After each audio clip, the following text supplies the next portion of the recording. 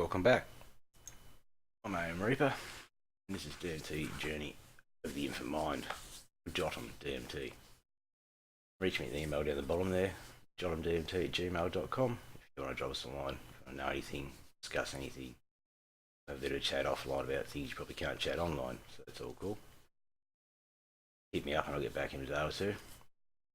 Well, welcome to the second video in the series of DMT Journey of the Infant Mind.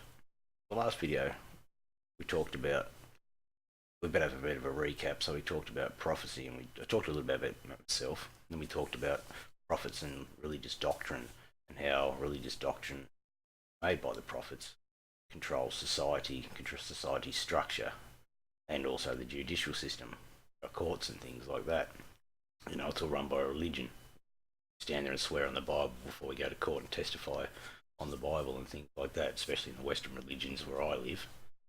And we got to the question of asking oneself, well, you know, these people, these prophets that write these religious doctrines, Bibles, our Qurans and things, you know, how do they do it? So, you know, what's the go? Like, how do these people talk to the divine? So I'll just bring some pictures up here. So, for instance, we have here, once again, the definition of the prophet: a guy who talks to the supernatural, conveys information back to humans, the humankind, the normal people, us, people in the real world. Prophets, you know, consisted of Moses. We have Enoch. We have Moses, the books of the Torah that he wrote. We have Jesus in the Bible. Obviously, Muhammad, who wrote the Quran, was one of, not didn't write the Quran, but was one of the prophets, main prophets of the Quran, is the book that Enoch wrote. And as I said, it comes back, and these religious structures, i.e. the Vatican, huge big churches, organisations, and the justice system, rule the people. So that's where we got to. We wanted to know how these prophets talked to the supernatural, spoke to the divine. Because, you know, as I said in the other video, people like that these days, if you went around saying that you spoke to the divine, spoke to ghosts, and here's a book and this is how it should be done, you'd be thrown in a mental asylum. It wasn't quite so. That's what would happen these days. So we ask ourselves, we want to know how these people, these doctrines are so important to running our societies, how did they go and speak to their divine God? Okay, so that's what we're here to have a look at right now. So through a bit of research, I found out that, you know, other than using meditation, Hindus and Buddhists, things like that, or vision quests of some of the Indians or the natives of other countries and places like that, so they had meditation, vision quests, or plant teachers. Now, the most common way that prophets obtained information was through religious ceremonies involving plant teachers. And the plant teachers, most common one was N-dimethyltryptamine. It was in the plants that, you know, it's the active chemical in most of these plants. So you had it in your ayahuasca and stuff. You had it in your psilocybin mushrooms as 4-HO-N-dimethyltryptamine. So it's DMT with no two hydrogen atoms attached.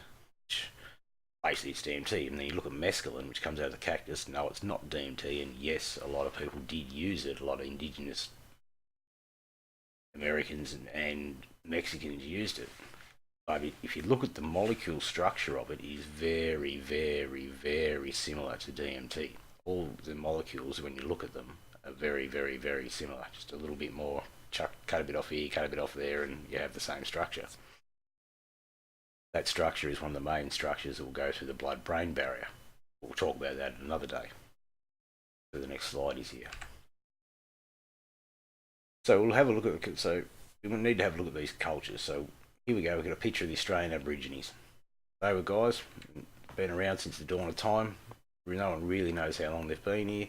Supposedly they're the longest surviving culture on Earth, as we know of it in our time. There's a bit of a debate about the American Indians, who was here first, rah rah rah, but okay, they've both been here for ages. Okay, so they sort of, quite interesting to have a look. Now, if you're going to study religion and things, it's a good idea to go back to the start of the chain before you start, you know, you're going to go back and read the first page of the book, not the last one first. You know, probably a smart idea. So what I'm trying to say here is, you've got religion and there's hundreds of them. Abos are up the top, the Aboriginals, the Indians, and Native Americans. Christianity's way down the bottom here somewhere. So a fair bit of stuff got construed before it got to Christianity, I should say. We won't talk about that here. That's another time. So the Australian Aboriginals, they used, as you can see here, their dream time. That was the time, that's where the land and the serpents and the animals. Notice all the dot patterns and the fractals. It's a common aspect of dimethyltryptamine. They used, here as you can see, that's a picture of an acacia maiden-eye tree. So that was one of the first DMT containing species found within the Australian continent. It's not a very high content of DMT in this species, but it is higher than a lot. But it's not nowhere near as high as, say, mimosa or Psychosia viridius or a lot of other different things, Acacia confusia, and on and on and on. But it's still a good source. It's said to be very temperamental. We're not here to talk about where to get DMT from, but that's where the Aboriginals are one way. It's actually on the Australian national flag too, so, and coat of arms, so quite interesting. And there's the chemical molecule for DMT, dimethyltryptamine. That's it there. Here we have the Mayan cultures. They used the mushroom. As you can see, there's an ancient statue of a mushroom. So that picture there is Psilocybe suburginosa, which is very close relative to Psilocybin cubensis, but the suburginosa are found in slightly colder climates than cubensis and fairly a bit stronger. Me, we're living in southern Australia, that's what I come across. The bush, if I'm looking for shrooms, not the normal ones. And all you're going to know about that is they're a fair bit stronger than the normal cubensis. Nothing like Muricanata. I wouldn't even go anywhere near those things. You'd have to be crazy. Here's another culture. I'm not sure if this is the Aztecs, the Mayans.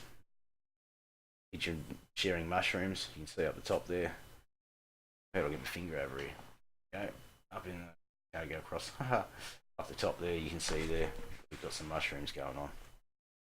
Up in here, up in this area, up in here. Next slide we've got, that's the molecule for 4-HOP and dimethyltryptamine, better known as psilocybin. There we go, that's the structure of DMT there. Cut that bit off, move this over here a bit, and that's DMT. So same thing. We have the American Indians. Those guys use peyote, which is a cactus containing a chemical very, very similar in structure to DMT called mescaline. It's called a button cactus. They use that a fair bit for their religious ceremonies. Here we have the Mexicans. They're natives. They use the San Pedro cactus. Tricherius or some weird, I can't pronounce the name properly, but yeah, it's called San Pedro, and that's the same thing, it's full of mescaline. There is the chemical symbol for mescaline. So if you just take that bit there, put it on here, put that bit there, you've got DMT. So very, very similar molecule once again. Brain lets us through the blood-brain barrier, no worries. Here we have the Freemasons. This is just more of a later culture, but as if you know, you might realise up the top here, see the symbol of a wattle tree. In the Freemasons, their religion, when you get to the top of all these cultures, you'll find they have all these ceremonies, and the ceremonies involve all these drinks or smoking things. Usually the drink contains either a concoction of psychoactive chemicals, it can range from datura to DMT. The main one is DMT. Carver's not psychedelic and stuff like that, or Fijians use. That's just but it is mind altering, but it's not psychedelic like DMT. But anyway, back to the Freemasons. There you go. You can see the wattle tree at the top of their logo there. Move right along. There's the Acacia confusia tree. Very high content of DMT and methyltryptamine. Yes, right, so I'm not going to touch too much on those. There is the molecule once again for dimethyltryptamine. Come out of those three, the Freemasons. Here we have a picture, ancient picture of painting of Jesus. Picture. You see around his feet there. I didn't draw that, it was on the web. They are depicted as mushrooms. You see in the next photo there, we have, once again, we have the psilocybin suberginosa mushroom. Therefore, then we have what are these? Miracanadas. They're terrible bloody things. These things here. I've seen many stories where Jesus was supposed to have consumed these. Were all. If you ever see one of these things, don't touch it and don't eat it because I wouldn't be consuming it. It would bloody kill you. But yeah, some people will debate that, but just in my personal opinion, don't go anywhere fucking near them. All right. They do contain psilocybin. Here we go.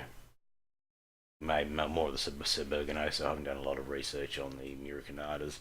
I just know don't touch them, but I have seen them used as spiritual practice. That's why they're mentioned here. Here we have the ancient people in the Amazon. These guys, they're pretty cool guys. I really like these blokes. They use chacruna, which is Psychosia viridis, a plant in the Amazon containing high quantities of dimethyltryptamine. Dimethyltryptamine is not active when you eat it. You can't consume it. You can get spoonfuls of it and it will do absolutely nothing to you. Probably make you sick and taste yucky. So what they do is they mix it with the vine of the dead, the vine of the soul, called Bannister Cappy. That's it there. Thousands of plants in the DMT. You've heard other people say in the jungle, in the Amazon jungle, they happen to find these two and mix them together. You have an MAO, you have an enzyme in your stomach that blocks DMT. So when you eat fruits and vegetables and things like that, you don't start tripping from eating DMT. In a funny way, it's sort of like that, a little like that, but the body has a blocker, so you can consume these foods and things with these chemicals in them without getting adverse reactions you don't need to change your reality. Obviously, you know, you're walking around tripping off eating a banana. So DMT is not active orally unless you mix it with a blocker. And this plant here, this Bannister Cappy, contains a blocker. So you mix it in a brew, you boil it up, mix it down, strip down. Out of the Amazon, I'm not sure what ratios they use in the Amazon, and they drink it. And it's called ayahuasca, so it's orally active dimethyltryptamine. We've used it for thousands. We've used the shamans or the religious insight, and to guide them. They ask the gods what to plant in their crops and what their livestock's going to do and things like that. You know, they also to sort their problems out. They go and sort themselves out mainly. It's a very self journey for them. The shaman of the village, he was usually the one who was consuming the DMT or holding the ayahuasca ceremonies for the village elders. There we go, there's another molecule of DMT once again, and here we see the Egyptians, and there we see an Acacia nilocotta tree, I think it's pronounced, and so the Egyptians, they knew all about DMT. There's one of the trees there in the Nile, and yeah, the funny thing about the old DMT and the Egyptians is we've got old Moses here. Moses, the stories are correct, he was an exiled Egyptian prince. He was born in Egypt, and the princess took him under his wing, took a liking to him, he took him under his wing, and he must have been a charge of a group of workers, and one of the workers was killed, and it was like an OH&S sort of thing. He wasn't very safe, so Moses stood up for the workers against the the pharaohs of the hierarchy, and he got incarcerated for it, and basically got told to rack off out of Egypt or he'd be killed. So he gathered up, and a few of the people he was trying to protect obviously went with him and thought it's a bit harsh, and went off with Moses. But Moses knew about DMT and the psychoactive properties because he was an Egyptian, and right? So that's the interesting thing about Moses. And if you look at the books of the Bible, in a lot of ways, there are a lot of ways it's looked at that Moses wrote the Torah, and the Bible was written out of the Torah, so that's how DMT got into the Bible. Now, there's a lot of other cultures around the world. You see here statues of mushrooms all over. There's in Asia and places like that, they worship the mushroom for stuff like that. A lot of different countries. So as we've just seen, there's all these different main religions there of a lot of different people, and they all use these substances in these ceremonies, and they all have a chemical that's active, and most of them it's dimethyltryptamine or it's mescaline. Very, very similar to dimethyltryptamine. Give you the insight that your religious doctrines are written off. So other than meditation or vision quests, they're the only way to obtain this state of mind. The reason I say meditation is because meditation has been proven to change brain waves, which you talk about that later, but it changes the brain waves nearly you can if you're to the state of a small amount of DMT. It just gets the brain waves changing. where a vision quest for either starving yourself after a period of time. I don't quote me exactly what it is, but I think it might be something like 36 to 48 hours in the darkness. Might even be less than that, in a room, basically locked in a room in the dark. Your brain will start secreting large amounts of dimethyltryptamine, and so therefore that's why you have your vision quest, and that's what I suppose Ramadan and things like that are about, starving yourself and I was getting insight. I'm 100% sure. I'm supposed someone will write in and say something. No, I said something wrong there, but the way I've seen it in the Indian Vision Quest, that's what they did. Scientifically, what happens in your brain if your brain goes into that much shock that it thinks it's going to die. Well, it's funny as it sounds, when it's in those states, it produces a hallucinogenic state, and the hallucinogenic state is produced by dimethyltryptamine, apparently. Yeah, we'll talk about that later and get into those sort of more technical things later on down the track, medically and stuff, what happens with the optic nerves and things like that, how light photons are created in the eye and all sorts of different things. I'm probably losing a bit here. At the moment, we just wanted to see that there's prophets, and we found out these blokes these prophets spoke to their deities. We wanted to see how they spoke to the deities, and we found out there's all these different ceremonies they conduct, which they have all these chemicals which they speak to their deities. We found out the main one's DMT. So, don't want to talk too much about that anymore. It's been good to talk. Oh, the next video, I know they're only short, as I said, they're going to be short. And that's how they talk to the divine, these people, that's how. So through your religious ceremonies, you get all these chemicals, and this is what I was saying, I forgot to press, I got too busy talking. But as you see there quickly, you've got serotonin, which is the brain's main neurochemical, neurotransmitter. You have psilocybin, very bloody similar, cut that bit off. You have DMT, which is very, very, very, very similar. And you have all this lysergic acid diethylamide, the old LSD. That shouldn't be there. It's not. We'll talk about LSD at a later date. And there we have mescaline, which if you look at mescaline is very, very, very similar to those others. See, the cactus is brewed up. There's your mescaline. Cactus, the Indians, they brew it up and drink it. The ayahuasca, the drink in the Amazon. And here we have mushroom powder from psilocybin mushrooms. Consumed, drink, or eaten. And there we have powdered N-dimethyltryptamine. And there we have pure N-dimethyltryptamine crystals. Nice fluffy white crystals. And that's how they obtained their enlightenment. Buddhas and other things, as I said, they use meditation, different things like that, which is highly achievable. There's lots of different things you can read about that. Or here you have, this is actually the guy off the spirit molecule, but anyway, a shamanic drumming resonance frequency. That's another good way to change brain waves to get into vision states. And also, you have the Hindus, they believe in it too. Shown with the red dot, that's the pineal gland. Get into that later too. But showing different cultures that are all switched on to this.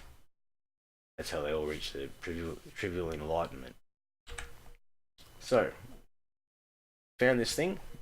You know what it is. I'm keen to talk about it a bit more. We'll organise the next video, obviously. Where in the next video, start getting right into the world of these psychedelic substances. We'll talk a fair bit more about what to expect from DMT, what you might expect. Talk about how to do your research, or what the sort of research that people have got available to you that most commonly is. Talk a bit more about what it actually is. So we'll talk about what DMT is. We know it's a chemical, but we'll talk about what it is.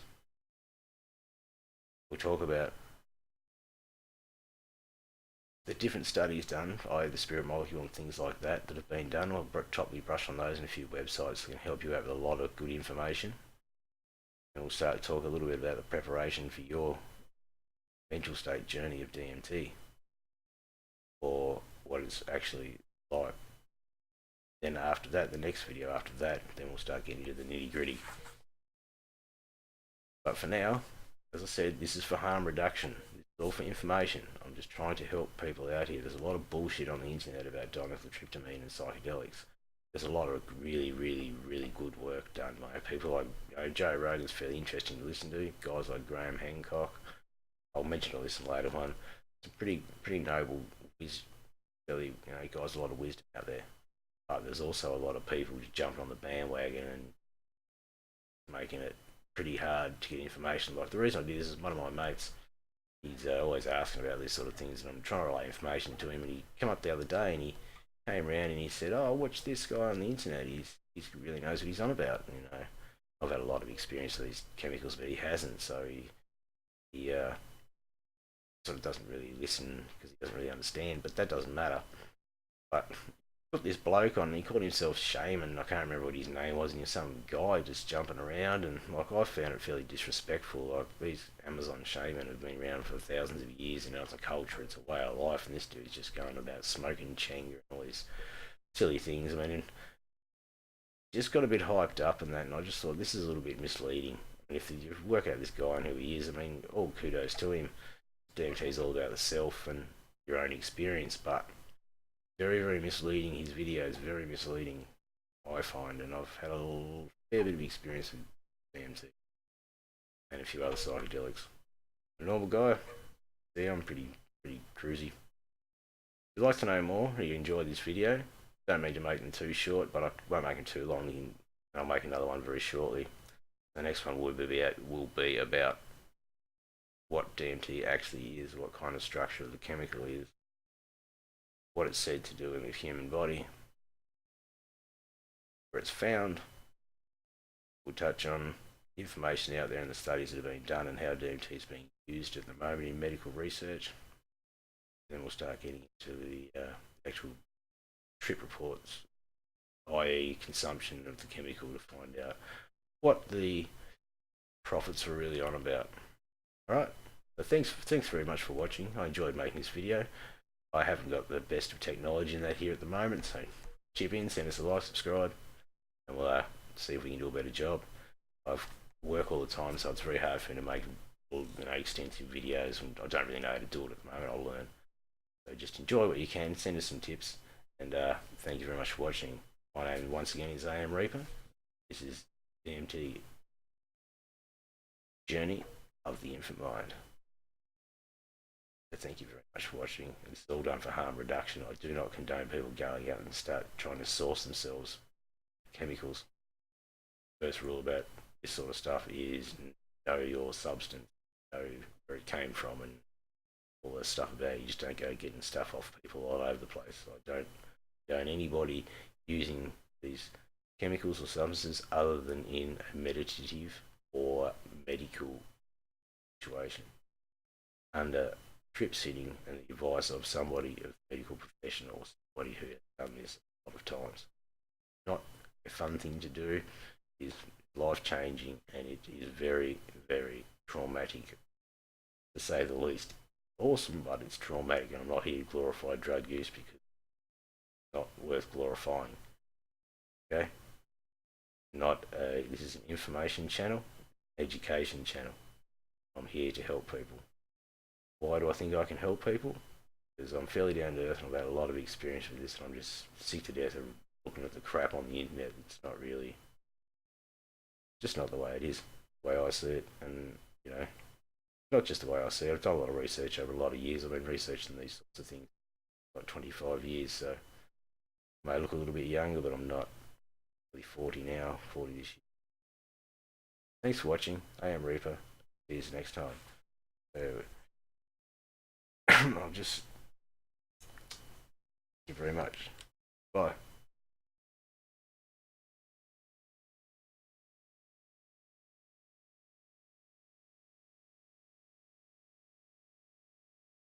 If you like the video, send us an email down the bottom. Email jothamdmt@gmail.com. Cheers, fellas. Bye.